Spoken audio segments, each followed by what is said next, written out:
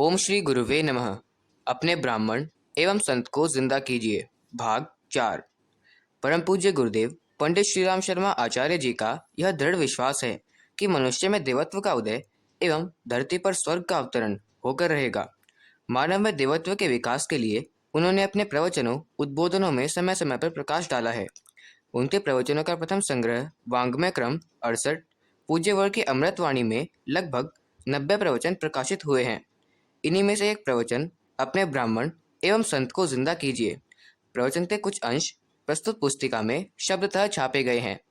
तो आइए परम पूज्य गुरुदेव की वाणी में लिखी गई इस पुस्तक को श्रवण करें। पिछले 3 भागों में गुरुदेव द्वारा अपने किए गए प्रयोगों व कार्यों के बारे में वर्णन किया गया था। अगर आपने पिछले 3 भाग नहीं सुने हैं तो वे आपको प्लेलिस्ट में मिल जाएंगे। आगे का भाग कुछ इस प्रकार है। इसी काम के लिए हम समय लगाना चाहते हैं। सवाल हमारे समय का है।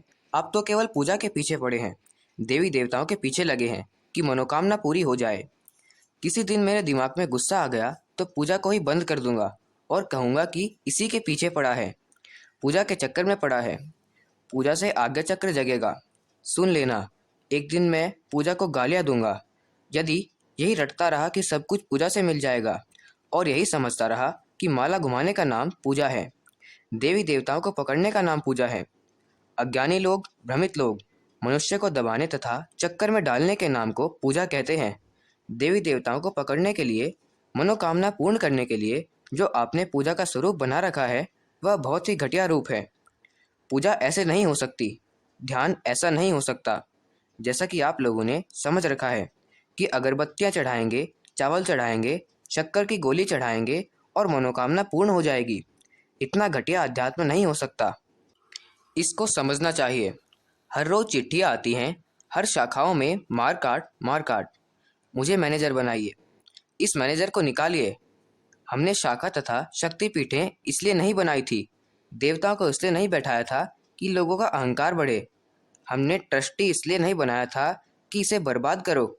हमने स्वयं गलती की, इन लोगों को मालिक ट्रस्टी बनाकर, इनके अहंकार एवं स्वार्थपरता को आगे बढ़ाकर। अब पंचायत समितियों में जिस प्रकार झगड़ा होते हैं, हमारे शक्तिपीठों में भी हर जगह चंडालपन है। हमें क्या दिखता नहीं? क्या हमने शक्तिपीठें इसलिए बनाई थी, पूजा इसलिए प्रारंभ की थी, इसलिए संगठन बनाया था कि आप लोग अहंकारी बन जाइए और आपस में एक दूसरे की टांग खिंचाई करें। आप ऐसी पूजा को बंद कर दीजिए, पूजा मत कीजिए, पर यह घटियापन बंद कीजिए। आप नास्तिक हो जाइए भले ही, पर आप इस तरह के संगठन बनाना बंद कर दीजिए। आप शक्तिपीठों को बनाना बंद कर दीजिए। यहाँ हम एक बात अवश्य कहेंगे कि आप आध्यात्मिकता के मौलिक सिद्धांतों को समझिए।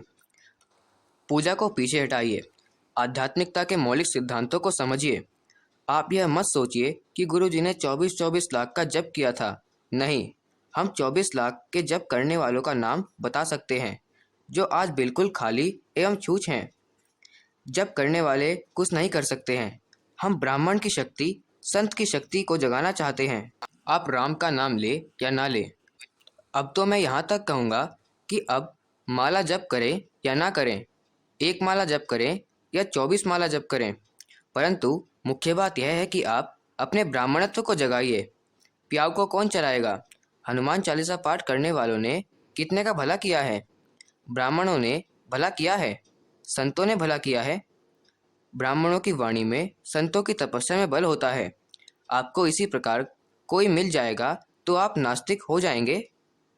आप पूजा का महत्व बढ़ाते हैं, खबरदार, ब्राह्मणत्व का महत्व बढ़ाइए। अध्यात्म इन लोगों के द्वारा ही टिका हुआ है। आपके पास बैंक में धन जमा नहीं है तो चेक कैसे काट सकते हैं? आपकी बैंक में पूंजी होनी चाहिए, पहले जमा तो कीजिए कुछ। केवल पूजा से ही काम चलने वाला नहीं है। हमारी सबसे बड़ी पूजा समाज की सेवा है। हमने लाखों आदमियों की ही नहीं वरन सारे विश्व की सेवा की है। हमने अपने अक्ल, धन, अनुष्ठान, वर्चस्व सभी इसी में लगाया है। हमने खेती करने वालों, मकान बनाने वालों को देखा है कि सेवा के नाम पर नगण्य है। इसका अगला भाग आपको अगली वीडियो में सुनने के लिए मिल जाएगा। पुस्तक अपने ब्राह्मण एवं संत को जिंदा कीजिए, पृष्ठ 20 से 25। धन्यवाद। ओम शांति।